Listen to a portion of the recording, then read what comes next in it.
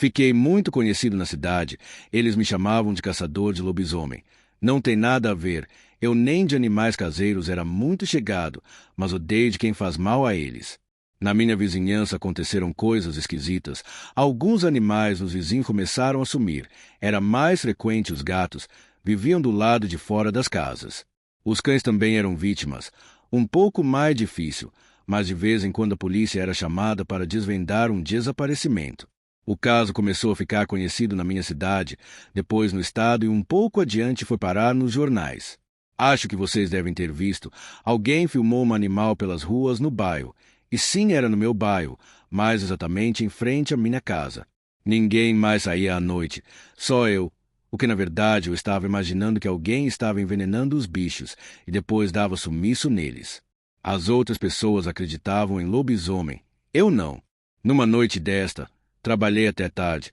Cheguei por volta das 10 da noite, até eu tomar banho e jantar. Ainda assisti um pouco de TV. Já passava da meia-noite. Não estava muito preocupado. O outro dia era sábado. Meu trabalho é só de segunda a sexta-feira, graças a Deus.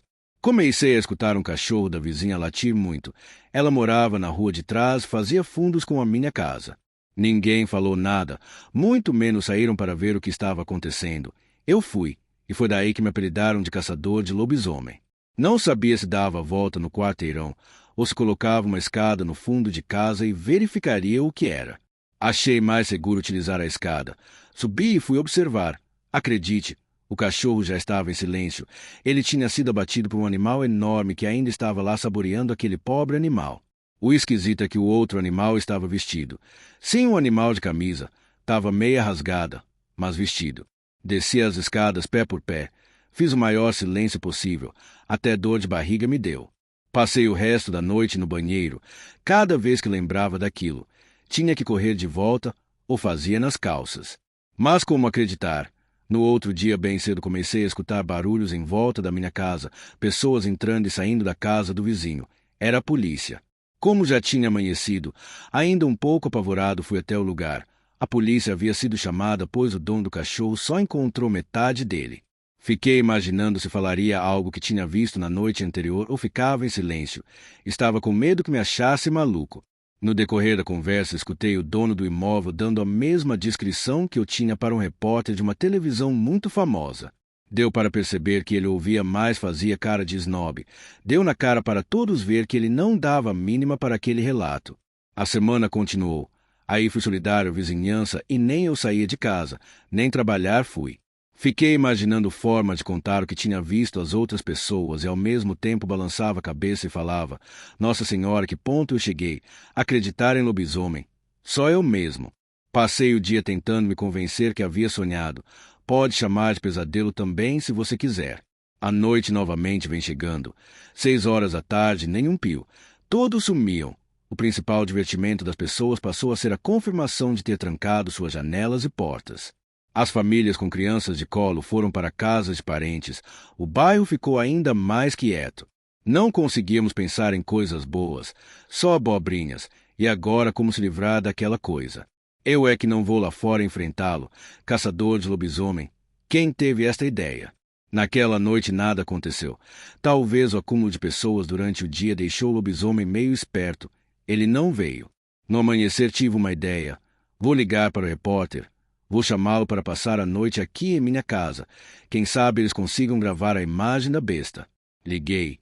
Ele não queria me atender, mas quando disse de onde era e qual era o assunto, ele atendeu. Sua voz, na minha concepção ainda era de deboche. O convidei para passar a noite em minha casa. Ele aceitou. E na sequência ainda disse: Como não tenho nada para fazer, quem sabe eu consiga um furo de reportagem. Percebi que ao fundo deram muitas risadas um pouco antes de desligar o telefone. Às 4 da tarde eles chegaram, armaram a maior parafernália no lado de dentro, no lado de fora, e bem descontraídos sentaram na varanda aguardando a fera. Cada palavra que citava o nome fera era só risadas.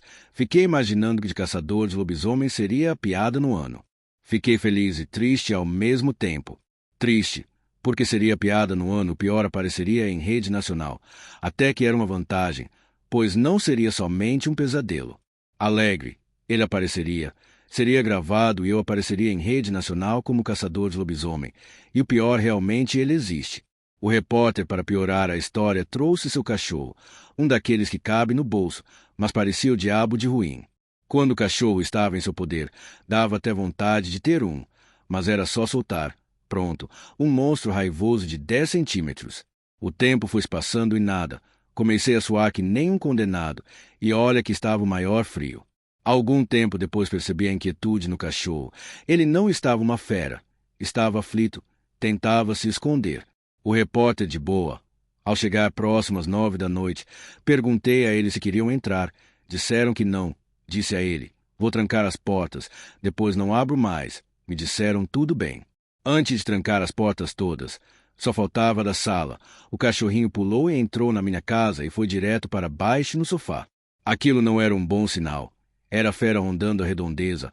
Antes mesmo que conseguissem ligar os equipamentos, sofreram um ataque descomunal, de uma velocidade. Não deu tempo de ver de onde veio. Uma das câmeras, ao cair, acionou o botão Start. Nela foi possível gravar algumas partes daquele bicho, as mesmas que foram colocadas na TV. Mas até hoje ninguém acredita. Todos acham que não passou de um truque de televisão para ganhar ibope. Na minha primeira oportunidade, fugi para o mais longe possível para nunca mais voltar. Não entendi direito, mas parece que as autoridades daquele lugar abafou o caso.